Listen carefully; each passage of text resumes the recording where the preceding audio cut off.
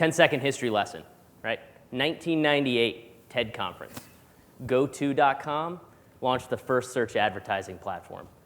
That was 12 years ago. That was a really long time ago that search marketing became a reality, right? So GoTo went on to become Overture, launched the auction platform for search terms.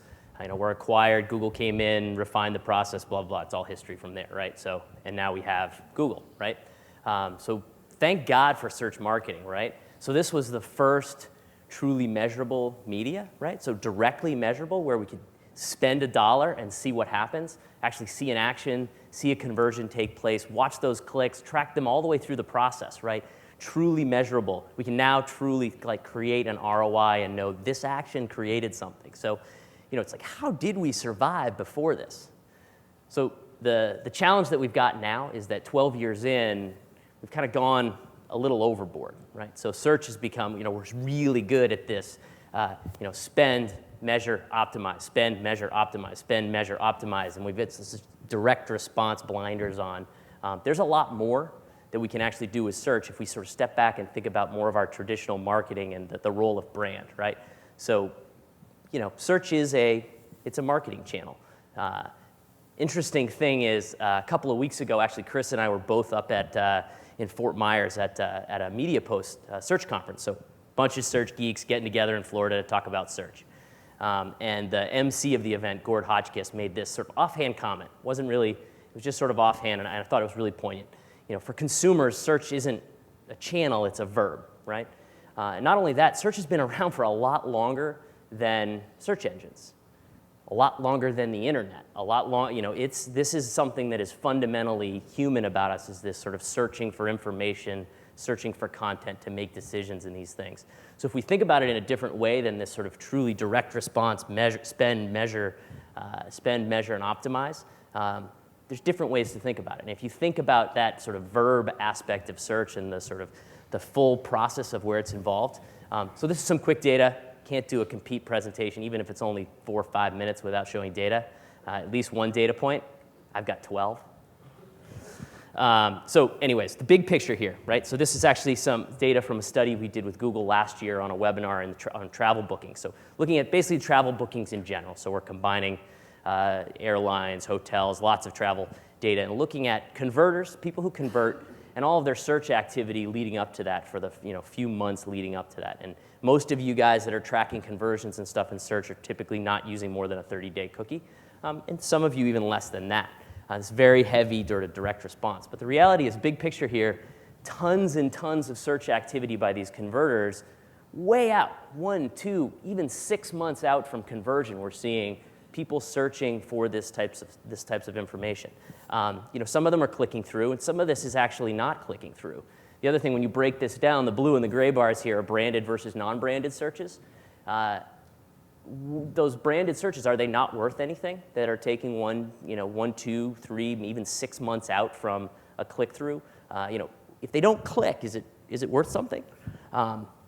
Search it's a very complicated marketing platform, right? So the 30-second spot, when the 30-second spot ends and it goes back to, Jack figuring out what the island is, that's gone. That marketing opportunity, for the most part, we're getting a little more creative these days with, in-show advertising and things like that. But 30-second spot, it's done.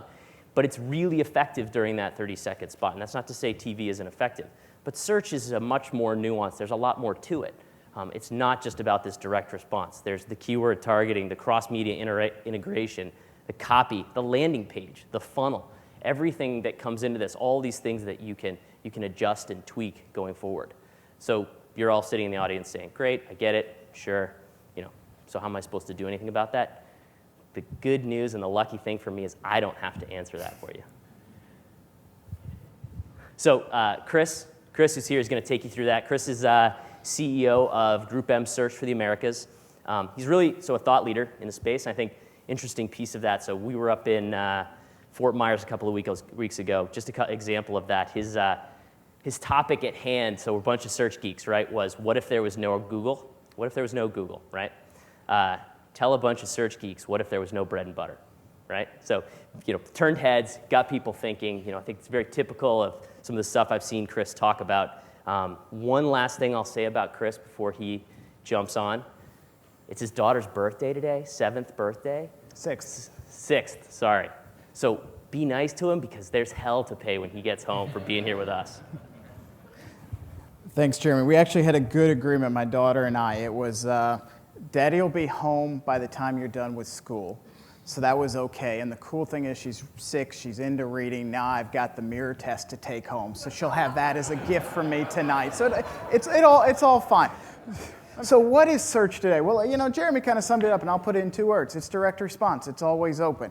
We're down the funnel. We're buying things. We're selling things. We're getting leads. We're getting quotes. That's what search is. It's really influential. People are looking for information. Where do they turn to? They turn to their friends. They turn to the news. They turn to search engines to find out more. So what we're doing today in search, the direct response nature, that's kind of right.